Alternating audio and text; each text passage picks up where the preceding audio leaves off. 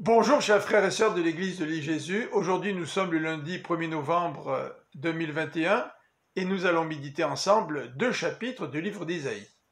Le chapitre 24 et 25. Au chapitre 24, Ésaïe nous présente le jugement de toute la terre et mentionne aussi le salut.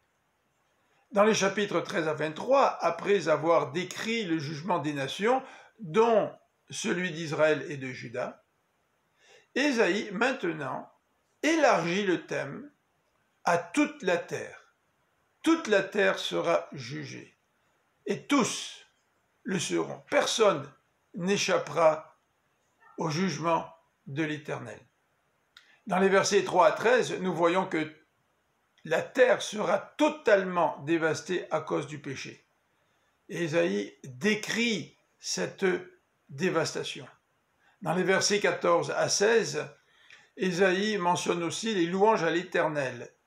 Les élus dispersés parmi les peuples, ces élus qui auront subsisté, acclameront l'Éternel. Les versets 17 à 20 mentionnent le jugement contre les tyrans de la terre. Et les versets 21 à 23 nous décrivent la victoire de l'Éternel contre les rois du monde, contre l'armée d'en haut. Ésaïe mentionne le règne de l'Éternel. En lisant ce chapitre, nous comprenons la portée eschatologique de ce que l'auteur nous décrit. Il nous décrit le jugement de la fin et le règne de Dieu. D'ailleurs, dans le chapitre 25, Ésaïe va louer l'Éternel. Dans les versets 1 à 10a, le Seigneur préparera un banquet pour tous les peuples. Cela rejoint la description que Jean nous fait dans l'Apocalypse du banquet céleste et de la présence de toutes les nations devant le trône de Dieu. Le Seigneur, ici, dans Ésaïe 25, fera disparaître la mort à tout jamais. Il effacera les larmes de tous les visages. Il fera disparaître l'opprobre qui reposait sur son peuple. Encore une fois, nous pouvons faire des parallèles avec la fin du livre de l'Apocalypse.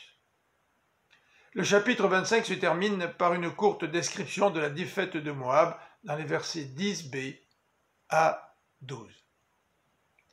Que le Seigneur nous encourage par ces paroles.